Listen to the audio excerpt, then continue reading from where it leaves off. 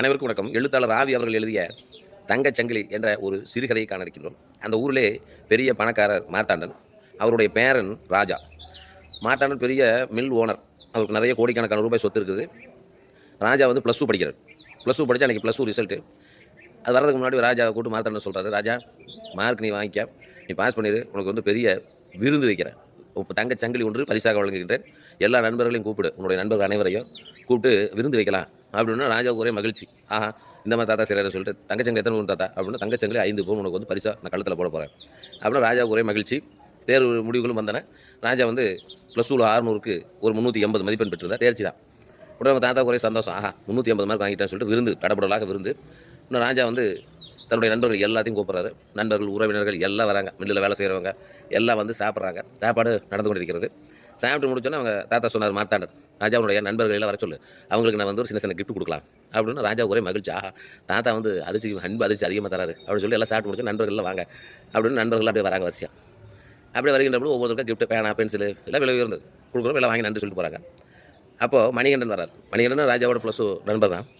மணிகண்டன் கை பூரா அப்படியே இந்த கிரீஸ் கரை இருக்குமே, அந்த கரை அப்படியே வர, அப்படி வந்து லைன்லாம் வரப்போ தாத்தா பார்க்குறாரு, எப்போ உன்னுடைய நண்பனா அப்படின்னா. ராஜா வந்து, ஆமாப்பா, இவன் தான்ப்பா கிளாஸ்லேயே டாப்பரு, பாருங்க 600க்கு 585 மார்க் வாங்கியிருக்கிறாங்கப்பா அப்படின்னு. உடனே மணிகண்டன் அப்படியே அந்த பெரியவரையே பார்க்குறாரு. பெரியவர் அப்படியே ஆச்சரியமாக அவனை பார்க்குறாரு. பார்த்துட்டு, இப்போ தம்பி இன்னும் உன்னோட கையெல்லாம் ஒரே கிரீஸ் கரையாக இருக்குது அப்படின்னா. உடனே மணிகண்டன் சொல்கிறான், ஐயா அந்த லீவு நல்ல வேலைக்கு போவேன், வேலைக்கு போய் அந்த வருமானத்தை வச்சு தான் என்னுடைய படிப்பு செலவுக்கு கொஞ்சம் கொஞ்சமாக பணம் சேர்த்துக்கிட்டு இருக்கிறேங்க அப்படின்னு. அதனால தாங்க அந்த வேலைக்கு போனால் அந்த மில்லில் வேலை செய்கிறப்போ அந்த கரையெல்லாம் பட்டுச்சுங்க. எந்த மில்லில் வேலை செய்கிறேன்? உங்கள் மில்லில் தாங்க வேலை செய்கிறேன். இன்றைக்கி நான் லீவு கேட்டு வந்துருக்கிறேன், என் நண்பன் ராஜாவுடைய பாராட்டு விழாவுக்கு வரணும் இல்லையா அப்படின்னு சொன்னேன். அப்படியே அந்த பெரியவர் கண்ணில் தண்ணியை அப்படியே ஒரு நிமிஷம் அப்படியே அமைதியாகுது அந்த அவையே. அப்படியே ராஜாவும் அப்படியே அதிர்ச்சி நின்றுட்டு அப்படி. உடனே அந்த பெரியவர் அந்த சங்கிலி எடுக்கிறார், தங்கச்சங்கிலியை. உடனே எல்லோரும் அப்போ ஆஹா தன்னுடைய பேரன் ராஜா காலத்தில் செயின் போட போகிறான்னு கைதட்ட எல்லாம் தயாராக நின்னாங்க. அப்போ அந்த பெரியவர் அந்த 5 பவுன் தங்கச்சங்கிலி எடுத்து கழுத்தில் போட்டாருங்க.